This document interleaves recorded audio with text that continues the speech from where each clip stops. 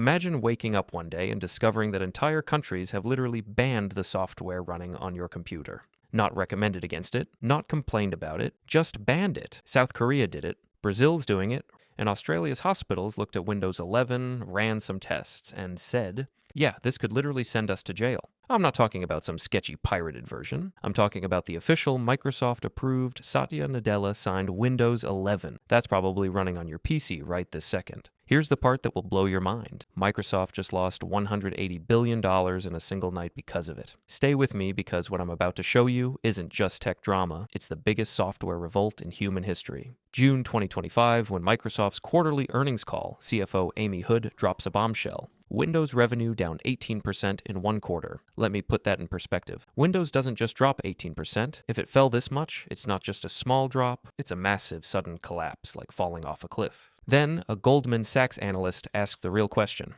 How much of this is because businesses are refusing to install Windows 11? Amy admits that we're seeing deployment delays in some segments. The stock dropped 7% and wiping out $180 billion in Microsoft's market value overnight. And here's what they're not telling you. Leaked documents showed Fortune 500 companies weren't just delaying upgrades, they were planning complete exits from Windows. If you're using Windows 11 right now, you're essentially beta testing software that entire governments have banned. Let that sink in. Remember at the start, I mentioned South Korea, the country that literally banned Windows 11 on government computers. Well, here's the full story. May 2025. South Korea drops a bombshell. All 1.2 million government computers must leave Windows 11 within 18 months. Why? Because Windows 11's mandatory Microsoft account violates Korean data sovereignty laws.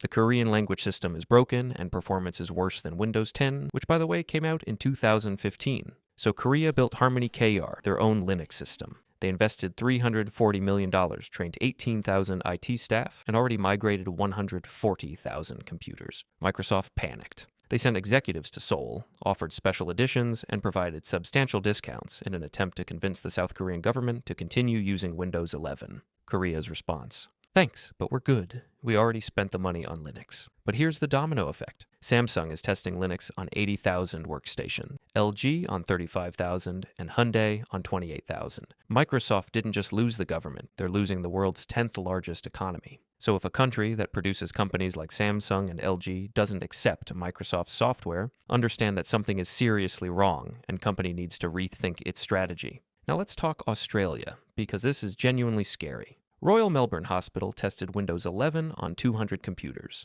They discovered that recall, even when disabled, was screenshotting patient medical records, and Copilot was sending medical data snippets to Microsoft's servers. Their legal department concluded that deploying this software could expose them to significant legal liability, so they migrated to Linux, and they're not alone. St. Vincent's, Sydney, 3,100 computers to Linux. Royal Adelaide, 2,400 to Linux. Alfred Hospital, Melbourne, 1,900 to Linux. That's 47,000 healthcare workstations leaving Windows in Australia alone. The UK's NHS issued warnings. Germany and Canada are evaluating alternatives. So Windows 11 tried to screenshot your grandma's medical history and send it to the cloud. Hospitals said absolutely not and switched to Linux. If you're in healthcare or handle sensitive data, Windows 11 is basically a compliance lawsuit waiting to happen. February 2025, Brazil launches Computing Sovereignty Initiative. The goal was 2.8 million government computers migrating to Linux Soberano within 4 years. This isn't just about Windows being bad. Brazil watched US pressure on tech companies for data access and said, we need infrastructure that we control. Here are some major migrations happening right now where big companies and organizations are leaving Windows and switching over to Linux. Petrobras Oil Company is moving 45,000 computers to Linux. Brazil National Bank is shifting 78,000 systems.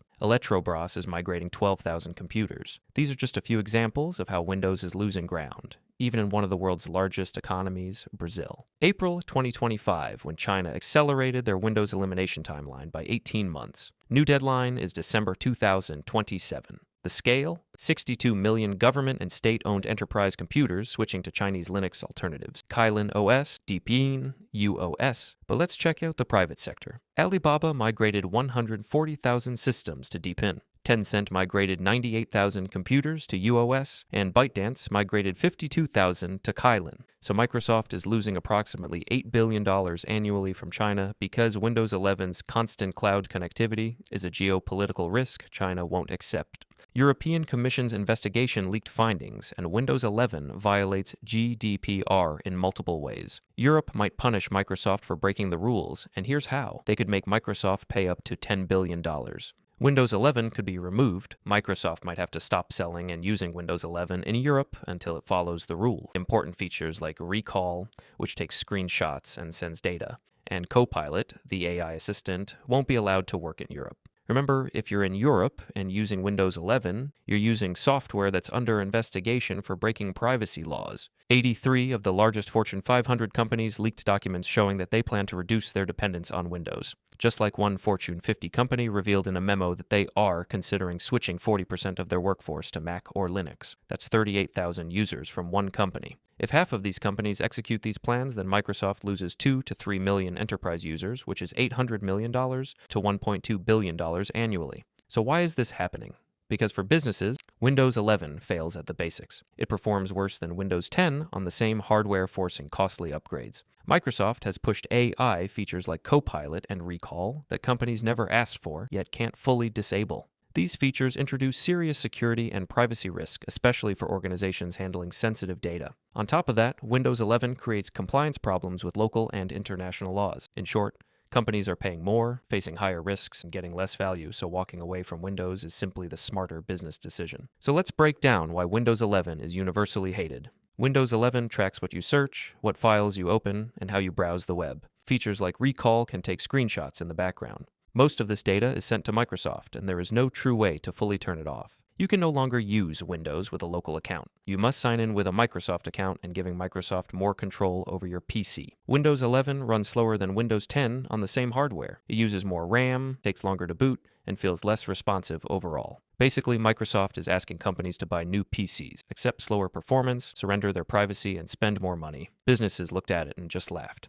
And that's the reality. Windows 11 isn't just bad software, it's a global problem. Governments are leaving it, hospitals are rejecting it, corporations are planning exits, developers aren't even touching it. Think about it. The operating system sitting on your computer could already be considered obsolete in multiple countries, and the world is moving on fast. Linux, Mac, and localized alternatives are quietly taking over, and Microsoft, they're scrambling to patch, fix, and convince anyone to stay. But the truth is clear. Once trust is gone, it's gone, and Windows 11 lost it. Not because competitors are better, but because it broke the one thing every user and every company cares about: control, privacy, and performance. So, what's next? Will Microsoft admit failure and rebuild? Or will Windows continue to bleed users until it becomes just another option, not the default? Only time will tell. One thing's for sure. If you're on Windows 11 right now, you're witnessing the beginning of a global software revolt, and this story is far from over. If this opened your eyes, hit that like button and drop a comment that are you sticking with Windows, or is it finally time to jump ship? And don't forget to subscribe because we'll be tracking this collapse as it unfolds.